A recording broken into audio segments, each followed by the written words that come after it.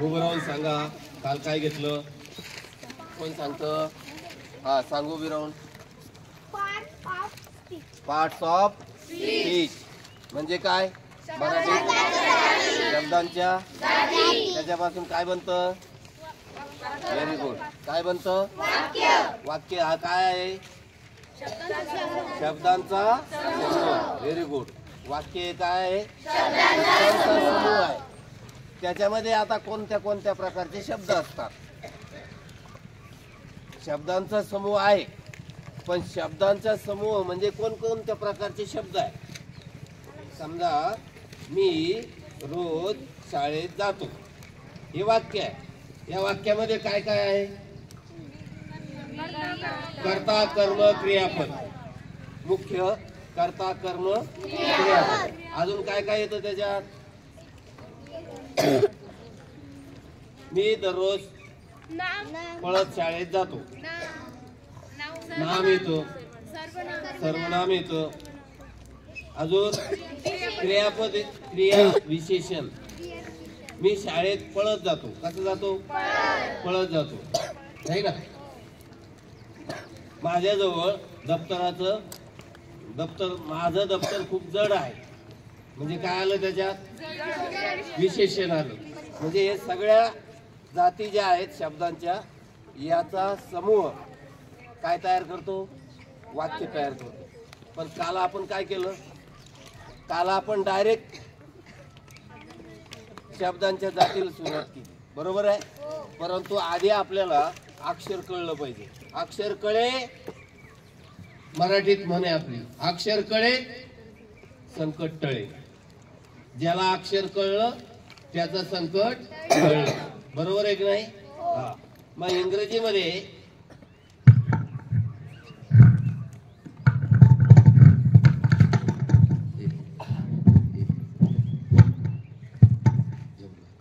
आता तुला हात नाही. अक्षर कळे संकट टळे, आहे ना. आता अक्षर किती लोकांना कळतंय ते आपल्याला बघायचं. कुणी 5वीला आलं, 5वी पासून 9वी पर्यंत आपल्याकडे आहे ना. इंग्रजी अक्षर कोण सांगतं? 5वी मध्ये किती आहेत? इंग्रजी अक्षर किती आहेत? 26 अक्षर आहेत, बरोबर आहे. त्यांना इंग्रजीमध्ये अल्फाबेट म्हणतात. काय म्हणतात? अल्फाबेट.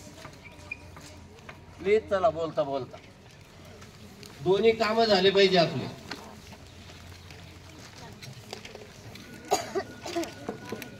बघा बरं का, आता 9वीच्या मुलं म्हणतील आम्हाला 5वी पहिली तर शिकवतात का काय? हा थांबा. अल्फाबेट अजून एबीसीडी पुढे आहे. एबीसीडी लिहिणार आहे आपण, पण एबीसीडी पुढे आहे. आता बघा, अल्फाबेट म्हणजे काय झालं? वर्णाक्षर आहेत. काय अक्षर आहेत? किती आहेत? किती आहेत?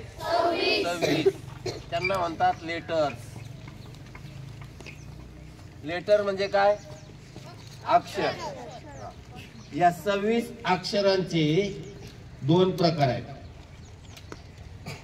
26 अक्षरांचे 2 प्रकार आहेत. कोणकोणते? स्वर आणि व्यंजन. हा, स्वर म्हणजे वावेल्स आणि व्यंजन म्हणजे अटकलं गाडी, कॉन्सोनंट.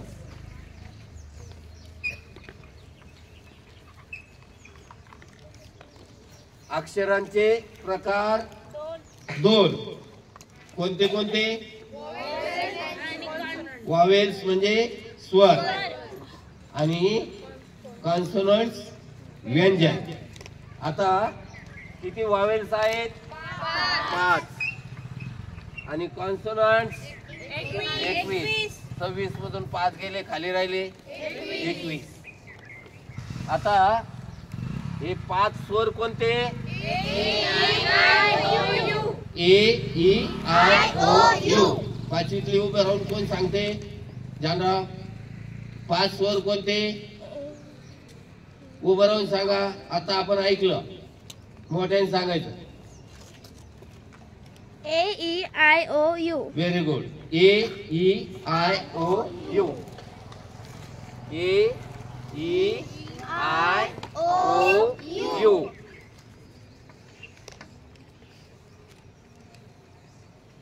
आता उरलेले सगळे काय आहेत? राहिलेले रिमेनिंग जे आहेत ते काय आहेत? व्यंजन आहेत.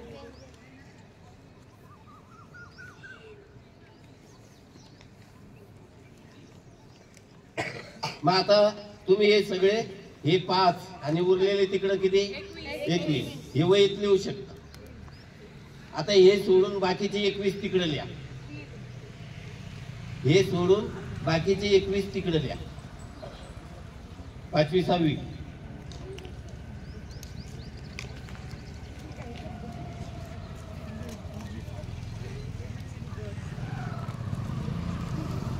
मग आता आपण अक्षर कळलं सगळ्यांना?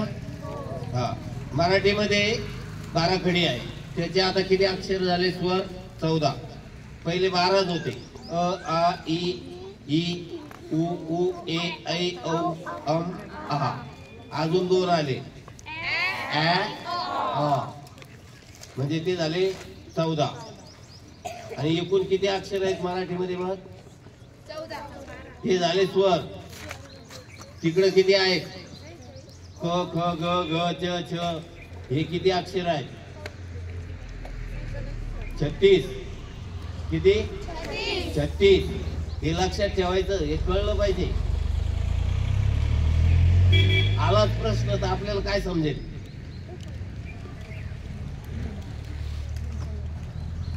नुसतं आपण म्हणतो आम्हाला हे येतोय, आम्हाला वाचता येतंय. काय वाचताय?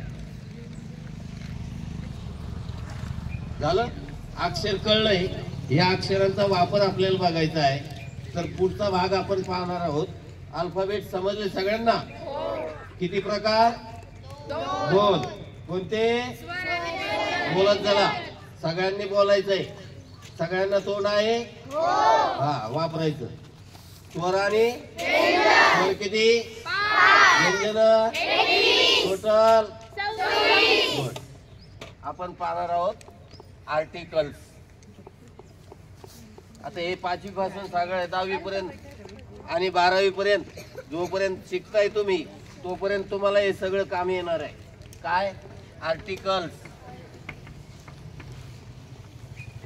आर्टिकल्स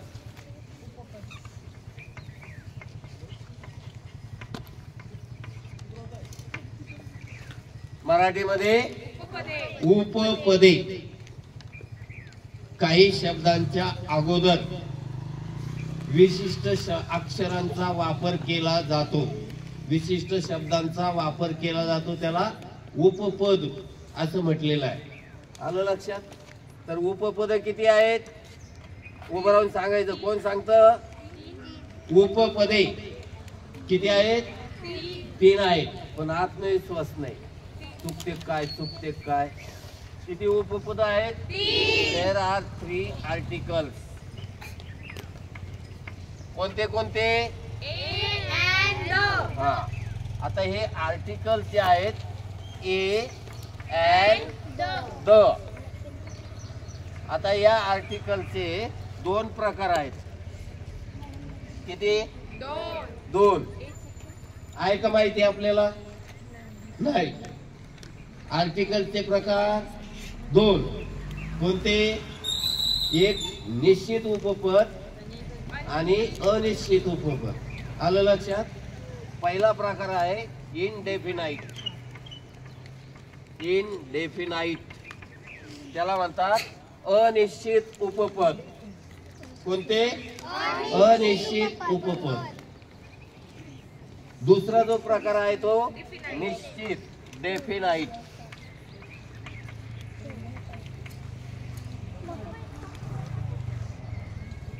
आता हे अनिश्चित जे आहेत ना, यांना काउंटेबल पण म्हणतात. काय म्हणतात? काउंटेबल.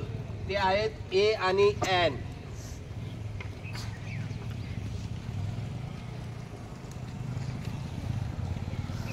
आणि दुसरा आहे द. आता यांचा वापर कधी करायचा, यांचा वाक्यात वापर कसा केला जातो तिकडं आपण बघितलं पाहिजे. ए आणि एन बघा, this is a chalk, this is a pen. अ म्हणजे इथं काय आलं, एक. किंवा देर इज ॲन ॲपल. काय आहे, ॲन. ॲन म्हणजे काय, ॲन म्हणजे सुद्धा एकच, परंतु तिथं ॲन वापरलं, इथं ए वापरलं. बरोबर आहे. म्हणजे याला काय म्हटलंय आपण, मोजलं ना आपण त्याला, आहे ना, मोजलंय पण निश्चित नाही किती आहे ना. कोणताही असू शकतं ना, ॲन ॲपल कोणताही असू शकतं, आहे ना. मग याला काय करतो आपण, काउंट करू शकतो, काउंटेबल. मराठीत लिहित चला. हा, हे काय आहे, अनिश्चित. आणि हे काय आहे, निश्चित.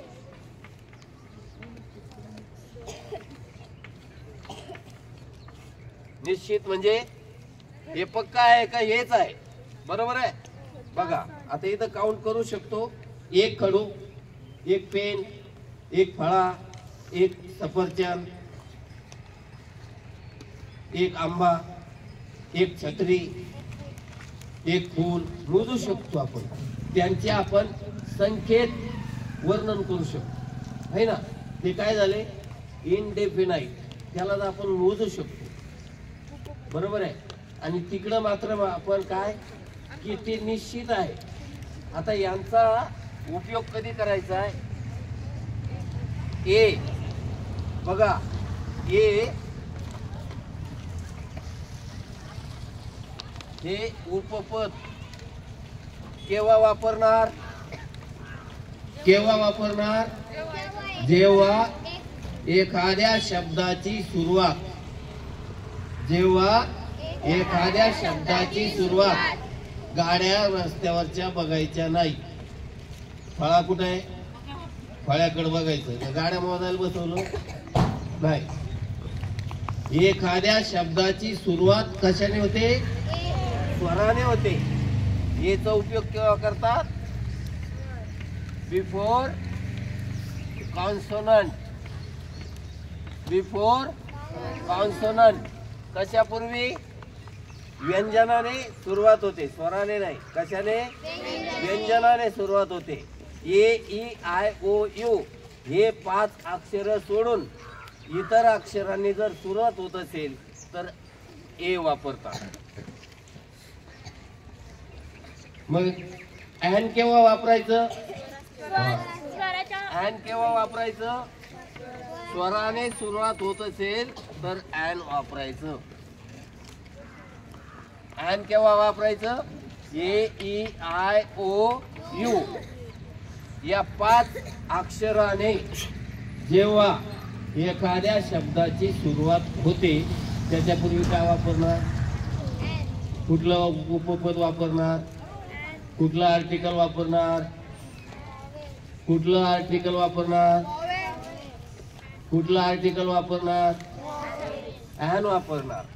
जेव्हा ए ई आय ओ यू यांनी सुरुवात होणार तेव्हा काय वापरणार, ॲन वापरणार.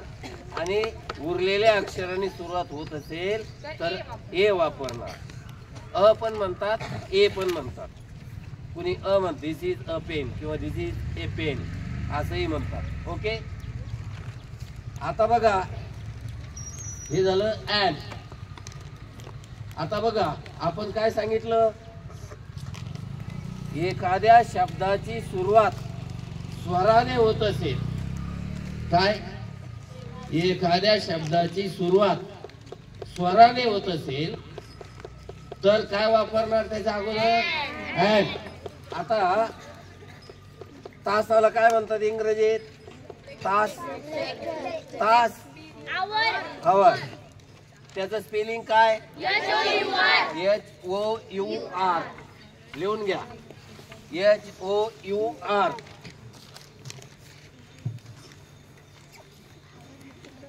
हे काय आहे, उभं राहून वाच, काय आहे शब्द वाच. हवर. हा, अजून कोण वाचत? पलीकडली दप्तर काढून ठेव. हा, वाच वाच वाच वाच. आधी वाच म्हणजे वेळ जाणार नाही. हवर.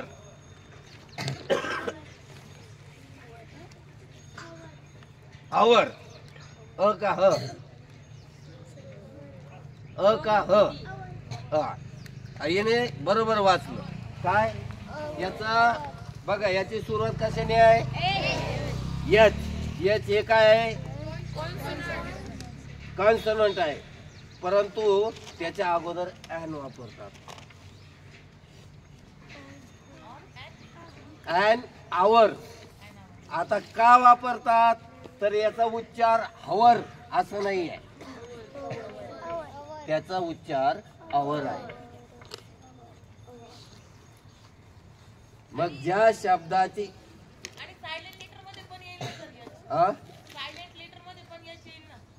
सायलेंट मध्ये येत ना, पण हवर आपण म्हणतच नाही, आपण आवरच म्हणतो.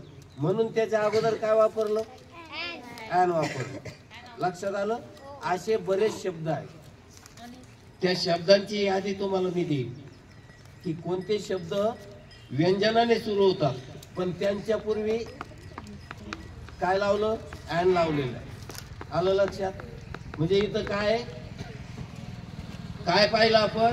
ज्या शब्दांची सुरुवात व्यंजनाने होते परंतु उच्चार मात्र सायलेंट स्वराने होतो. आलं लक्षात? असे जे शब्द आहेत त्या शब्दांच्या पूर्वी ॲन वापरतात. मग द आवर नाही म्हणायचं,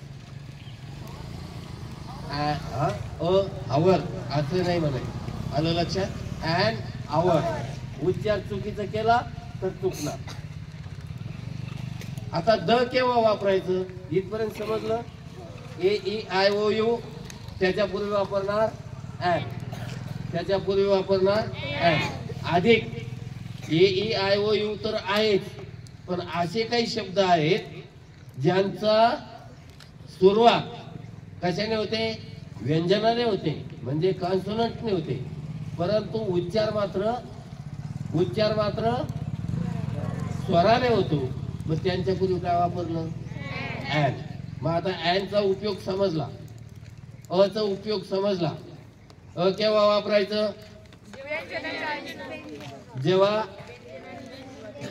व्यंजनाने सुरुवात होते आणि आपण मोजू शकतो. आता व्यंजनाने सुरुवात होते बॉईज, पण बॉईजची सुरुवात कशाने झाली? बी ने.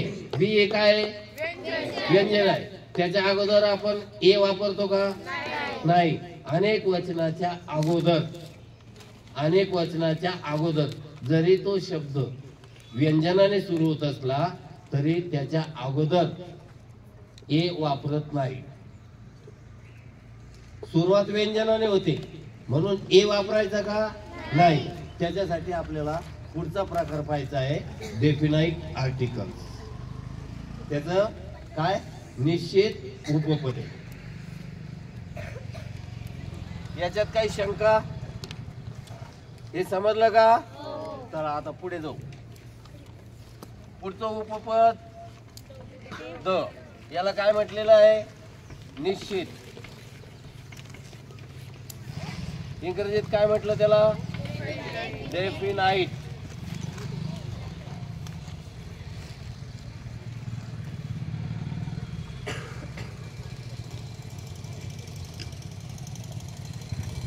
आता डेफिनाइट म्हणजे नेमकं काय बघा. This is A duster. हे काय? दिस इज ए डस्टर. पण कोणतं duster? The duster is on the table. The duster is on the table. कोणतं डस्टर? जे टेबलावर आहे तेच डस्टर, वर्गातलं नाही. इथं जे आहे तेच. कोणतं? हे निश्चित झालं. This is a pen. पण पुढे जर म्हणायचं असलं तर the pen is on the table. म्हणजे झालं का? हा कोणता पेन? जो टेबलावर आहे तोच पेन. त्याला म्हणायचं आहे डेफिनाइट आर्टिकल. आलं लक्षात? म्हणजे काय झालंय, ती वस्तू जी आहे नेमकं तीच आहे हे आपल्याला द हे आर्टिकल दाखवते. द आर्टिकल काय दाखवतंय? निश्चित वस्तू दाखवतंय.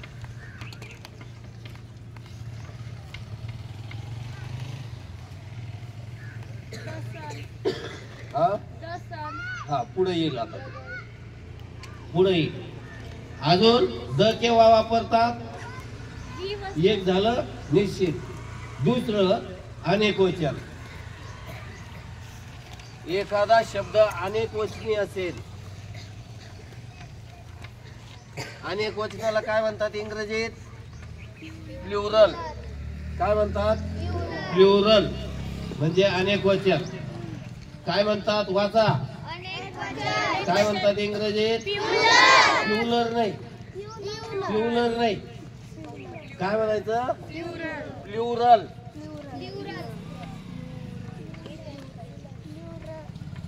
प्लुरल नाही. काय म्हणायचं? प्लुरल. म्हणा प्लुरल. हा. आणि एक वचनाला काय म्हणतात? एक वचन. एक म्हणजे सिंगल आहे ना, त्याच्यापासून शब्द काय तयार झाला? सिंग्युलर. आणि सिंग्युलर असेल तर ए किंवा ॲन वापरतात. बरोबर आहे. आता इथं काय? अनेक वचन म्हणजे प्लुरल. प्लुरल असेल तर काय वापरणार? द वापरणार. दुसरा नियम काय?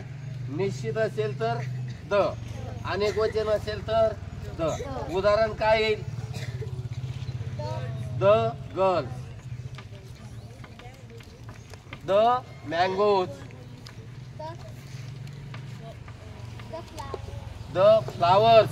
लिहा तुम्ही 5 शब्द लिहा वहीत, आणि तुम्ही काय लिहिले ते वाचून दाखवा.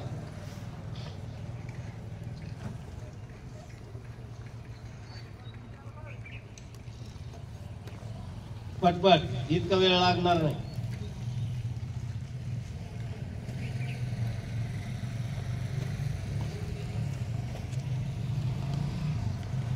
काय आलं? पहिलं काय सांगितलं आपण? निश्चित आहे. काय उदाहरण दिलं? This is a pen. पण पेन कुठं आहे? टेबलावर. The pen is on the table. बरोबर आहे. मग ज्या टेबलावर असणारा पेन, म्हणून तिथं काय वापरलं? निश्चित वापरलं, द वापरलं. अनेक वचन the boys, the girl, the elephants. Elephants. Elephant कशाने सुरुवात होते? स्वराने. पण एलिफंट्स शब्द असेल तर ए ॲन वापरणार का? कारण तो कोणता शब्द आहे? अनेक वचनी शब्द आहे. द फ्लावर्स, द स्टोन्स, अजून द बुक्स. लिहा. राठोड सर आले, धन्यवाद. सर्वांनी आपल्या तासाला हजेरी लावलेली आहे. हा सांगा सांगा, कोण सांगतो? पाठीमाग काहीतरी सर म्हणले. सर म्हणजे माग सर का? हा बोल. द बॉय लिहिलं ना, द बॉईज. अनेक वचन आहे बॉईज. आता तिसरं आपण द केव्हा वापरतो?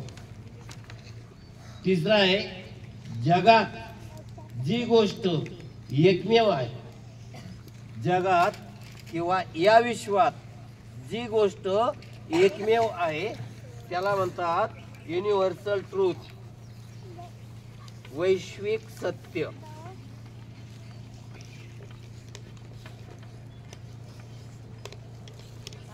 इंग्रजीत म्हणतात त्याला युनिव्हर्सल ट्रूथ. Universal truth. बघा, हे काय शिकवलं नाही अशातला प्रकार नाही. हे आपल्याला शिकवलेलं आहे. नाही लक्षातही राहतो, पण आपण त्याला नंतर भेटलोच नाही. ती वही नंतर वर्ष संपलं का रद्दीमध्ये विकून टाकली. आता ही वही विकायची नाही 10वी वहीपर्यंत, 5वीच्या मुली. काय म्हटलं त्याला? वैश्विक सत्य, युनिव्हर्सल ट्रूथ. काय म्हटलं? Universal truth.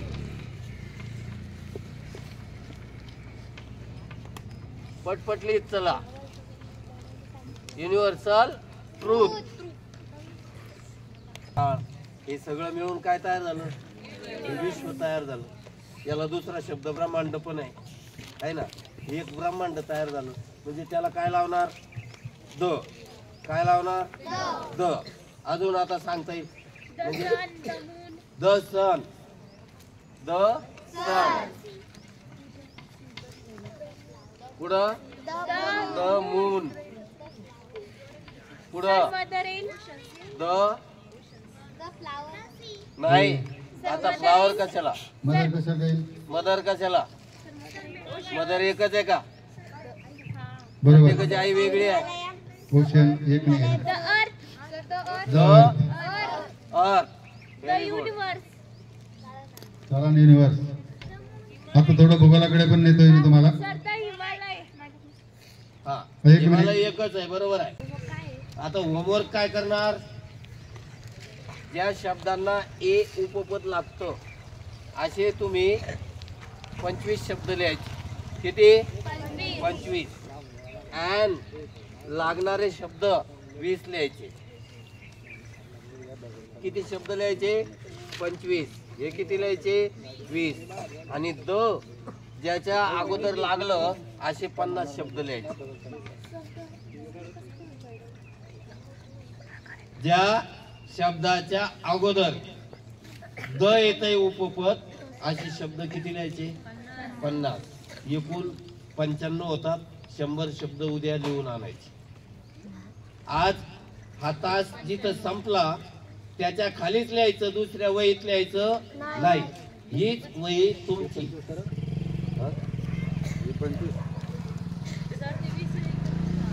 25 मग 100 होतील ना. ते 20 देण्याचा उद्देश वेगळा होता. 25 सापडतील काय अडचण नाही. किती शब्द लिहायचे? 100 शब्द लिहायचे टोटल. किती? 100 शब्द लिहायचे